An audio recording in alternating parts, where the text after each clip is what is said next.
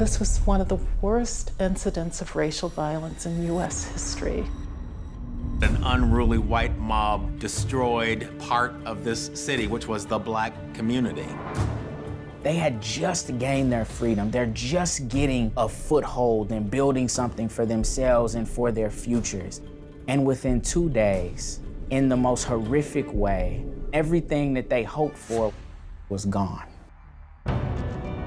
You have people a generation out of slavery who built something that no one else could have done.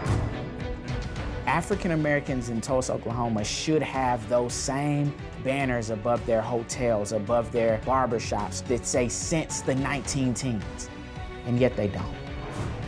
We know that no white person was ever held accountable for any offense relative to that.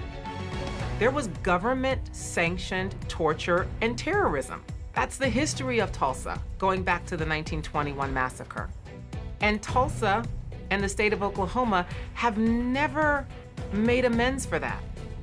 If you don't know your history, it will repeat itself. Well, it's repeating itself. It is terrifying because you realize that it could happen today. The militia represented Saturday before last is the exact same mob that was represented in 1921 when the massacre took place.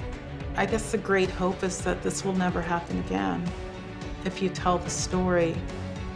But until they obtain justice for this massacre, there can't be healing.